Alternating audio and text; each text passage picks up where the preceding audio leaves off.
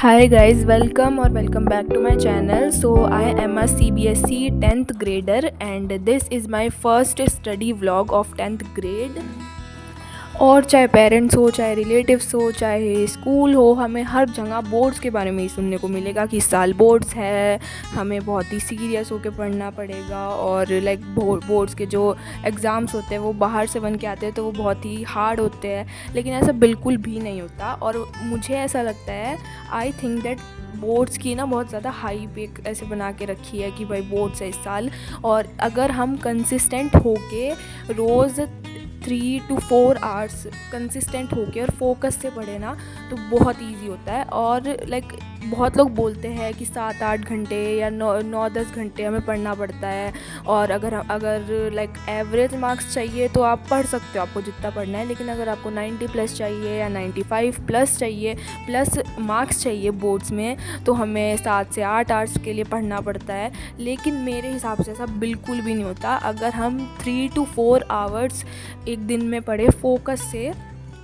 और हम रोज़ कंसिस्टेंटली होके पढ़े, हम रोज़ नया एक चैप्टर पढ़े या फिर कोई भी कंसेप्ट पढ़े, और कोई नई चीज़ पढ़ने के साथ में जो हमने प्रीवियस डे पे पढ़ा होता है अगर वो रिवाइज़ करें। और क्योंकि बोर्ड्स में क्वेश्चंस बहुत ज़्यादा रिपीट होते हैं, मोस्टली क्वेश्चन रिपीट होके आते हैं, आई थिंक जैसा मैंने सुना है उसके हिसाब से तो आई थिंक बोर्ड्स में क्वेश्चंस रिपीट होके आते हैं। तो अगर हम रोज़ कोई भी नया चैप्टर या नया कंसेप्ट पढ़ने के साथ जो हमने प्रीवियस डे पे पढ़ा होता है, अगर हम वो रिवाइज़ करते चले, और जो PYQs होते हैं, जो प्रीवियस ईयर क्वेश्चंस होते हैं, अगर हम वो क्वेश्चंस रोज़ कंसिस्टेंटली होके करें तो बहुत इजी हो जाता है। और मेरे हिसाब से तो 3 से 4 घंटे बहुत होता है रोज़। लाइक 3 से 4 घंटे कंसिस्टेंट होके हम पढ़े तो वो बहुत है।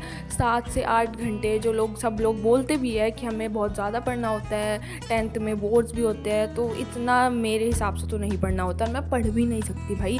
मैं अगर एक बार पढ़ने बैठ जाऊँ ना तो मैं हर चीज़ से डिस्ट्रैक्ट होती रहती हूँ, चाहे वो फ़ोन हो, और हर छोटी चीज़ जो आप सोच भी नहीं सकते ना, मैं उससे भी डिस्ट्रैक्ट हो जाती हूँ। तो मैं पढ़ते टाइम बहुत ज़्यादा हर चीज़ों पे मेरा ध्यान जाता है, और मैं बिल्कुल भी फोकस करके लाइक नहीं पढ़ पाती हूँ। और अगर मैं 1 घंटे या आधे घंटे भी पढ़ लूँ तो वो मेरे लिए बहुत है। लाइक आधे घंटे के बाद थोड़ी देर का ब्रेक लेके और फिर अगर मैं पढूँ तो वो ज़्यादा सही मेरे लिए रहता है। और बिना ब्रेक के तो मैं लगातार पढ़ नहीं सकती भाई, बिल्कुल भी। तो मैं आज मैथ्स सॉल्व करने की सोच रही थी और मैं वही कर रही थी यहाँ पे। तो मैं जो मैथ्स का सबसे पहला चैप्टर है रियल नंबर्स, वो सॉल्व कर रही थी।